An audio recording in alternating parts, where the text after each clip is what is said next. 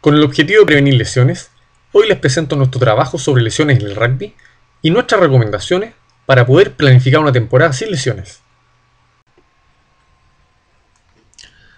Como introducción, sabemos que el rugby es un deporte de contacto muy popular.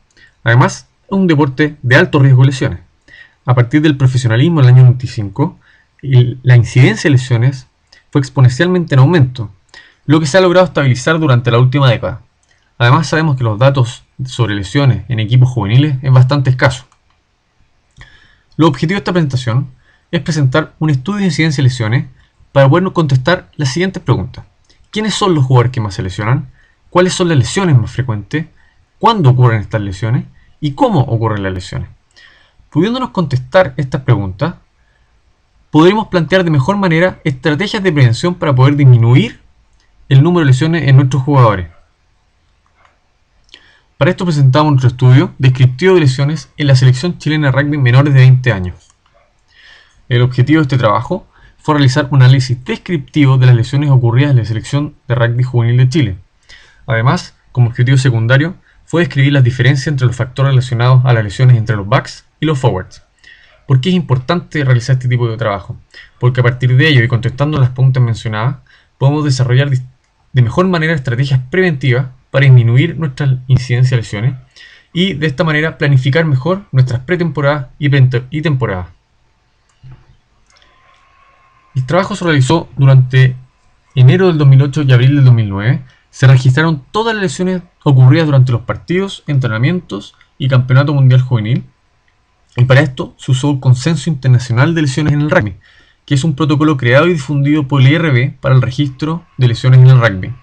Este protocolo define una lesión como un evento que ocurre durante un partido o entrenamiento que impide al jugador volver a participar normalmente de las actividades deportivas programadas por más de 24 horas posterior al día que se lesiona. Y considera al jugador recuperado al jugador que vuelve a entrenar o jugar de forma completamente normal. Además, se clasifican las lesiones según la gravedad, según los días perdidos por lesión, siendo las lesiones leves las que pierden 7 o menos días, lesiones moderadas las que se pierden 8 a 28 días, y lesiones graves las que pierden 29 o más días. Participaron un total de 94 jugadores al inicio del estudio, 47 forwards y 47 backs, de los cuales 52 fueron seleccionados para uno u el otro campeonato mundial juvenil de los años 2008 y 2009, de ellos 29 forwards y 23 backs, en donde se jugaron un total de 14 partidos preparatorios entre los 2 años y un total de 8 partidos en ambos campeonatos juveniles. Dentro de nuestros principales resultados, podemos destacar con un total de 70 lesiones en nuestro registro. Esto dio un índice de 77,2 lesiones por cada 1000 horas jugadas por jugador. Y si desglosamos este índice entre los backs y los forwards, nos damos cuenta que los backs presentaron 89,1 lesiones por cada 1000 horas jugadas y los forwards 66,8 lesiones por cada 1000 horas jugadas, lo que dio un riesgo de 1,29 más probabilidades de presentar una lesión en los backs que los forwards. O sea, la probabilidad de presentar una lesión en los backs es casi un 30% más probable que en los forwards. El total de días perdidos por lesión fue de 1433 días, dando un promedio por lesión de 23 días, siendo 20 días de promedio para los backs y 25 días de promedio para los forwards. También es importante destacar que el 75% de los jugadores en nuestro registro tuvo al menos una lesión. Y hay que recordar que cada lesión en promedio pierde alrededor de 3 semanas para volverse a reintegrar. Si tratamos de diferenciar cuándo ocurren las lesiones, nos dimos cuenta que el 56% de las lesiones ocurrieron durante los partidos versus el 44% durante los entrenamientos. Según el tiempo durante el partido, nos dimos cuenta que el 58% de las lesiones ocurren en el segundo tiempo del partido versus el 42% en el primer tiempo. Nos dimos cuenta también que 2/3 de las lesiones ocurren en situaciones de contacto con otro jugador. Y según el tipo de lesión, alrededor del 30% son lesiones ligamentosas, otro 20% son lesiones musculares, un 13% de las lesiones fueron luxaciones de distintas articulaciones, un 12% fueron laceraciones o heridas, y otro porcentaje menor distribuido en otros tipos de lesiones. Si analizamos las recurrencias según el tipo de lesión, nos dimos cuenta que dentro de las principales lesiones, alrededor de un 20 o un 25% de las lesiones fueron recurrencias, es decir, fueron lesiones similares a las que los jugadores habían presentado alguna vez antes del proceso de entrenamiento. Incluso el 55% de las luxaciones presentadas fueron recurrencias. Este dato es tremendamente importante porque si logramos identificar durante la pretemporada a un jugador que ha tenido lesiones previas, podemos dirigidamente ir a realizar un programa de entrenamiento para tratar de prevenir una nueva recurrencia y así disminuir el número de lesiones durante la temporada. Según el mecanismo de lesión, si consideramos al jugador tacleado y al jugador tacleando, nos damos cuenta que en total suman alrededor del 50% de las lesiones presentadas. Otro 23% de las lesiones se presentaron durante una situación de rack. Según la ubicación, alrededor del 21% de las lesiones se ubicó en relación al hombro y la clavícula, un 17% en relación a la cabeza y otro 17% en relación al muslo anterior, que corresponden principalmente a lesiones musculares del cuádriceps, y otro porcentaje menor en relación a la rodilla y al tobillo. Si analizamos el número de lesiones según el mes de entrenamiento hacia el campeonato mundial, nos dimos cuenta que la curva es descendente desde el primer mes hacia el cuarto mes. Y además, nos dimos cuenta que las lesiones presentadas en los primeros meses son en general lesiones más graves y las presentadas durante los últimos meses son lesiones más leves.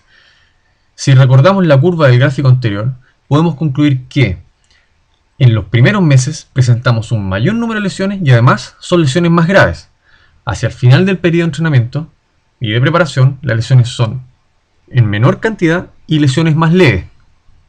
Probablemente esto ocurre por diversos motivos. Uno de ellos puede ser que a medida que avanza el tiempo los jugadores están mejor físicamente y también mejor técnicamente, lo que de alguna manera podría prevenir futuras lesiones. Tratamos de buscar dentro de los distintos factores si habían diferencias entre los backs y los forwards. Por ejemplo, el tiempo en el que ocurre la lesión, los días perdidos, las recurrencias, la actividad en la que ocurre la lesión o las situaciones de contacto. En realidad no encontramos diferencias estadísticamente significativas en los factores analizados entre los backs y los forwards. A modo de discusión, en nuestro trabajo presentamos un índice de lesiones de 67.2 por cada 1000 horas jugadas. Y analizando la literatura descrita, nos damos cuenta que este dato presenta una variedad bastante amplia en los distintos trabajos publicados. Según el mecanismo, el 66%, o sea 2/3 de los casos, fueron en situaciones de contacto y de estas la mayoría fueron en situaciones de tackle involucrando al jugador tacleado y al jugador tacleador, que este dato es similar a lo reportado en otros estudios. Según la posición, en nuestro trabajo encontramos que el riesgo aumenta en los backs. Sin embargo, este dato no se repite en todos los trabajos publicados, ya que en la mayoría los forwards son los que han presentado mayor riesgo de lesión. Según la temporalidad, nos dimos cuenta que el principal factor de lesiones se dio en los primeros 2 meses, siendo un 70%, en los partidos y también en los segundos tiempos.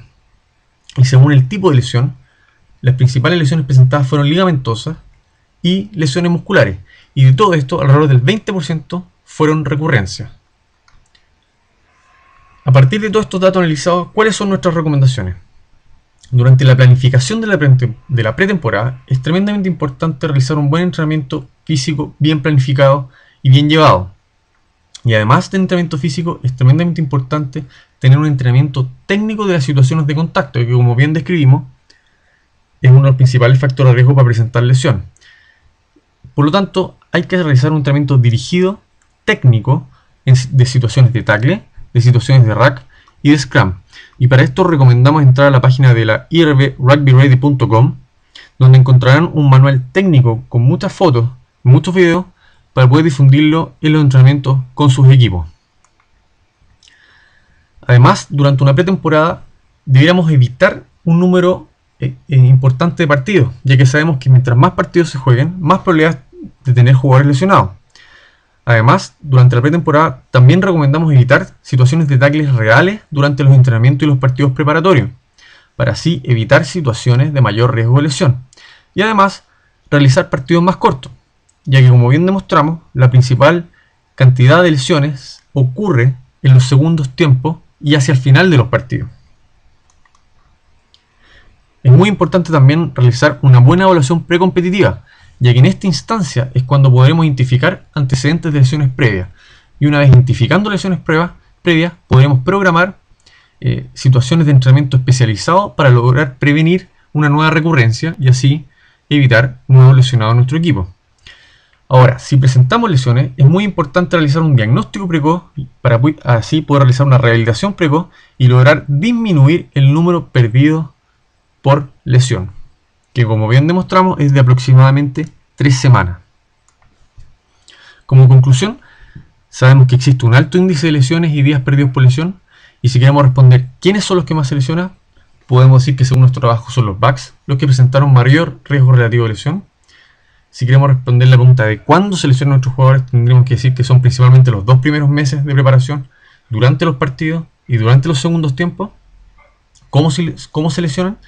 En situaciones de contacto y principalmente en situaciones de tackle.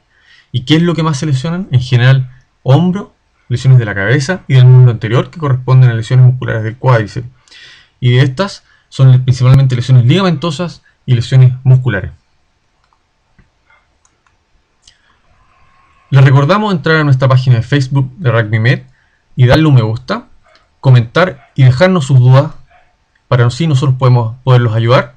Y además entrar a rugbymed.cl, donde podrán encontrar mayor información para prevenir lesiones y potenciar el rendimiento de los jugadores de rugby.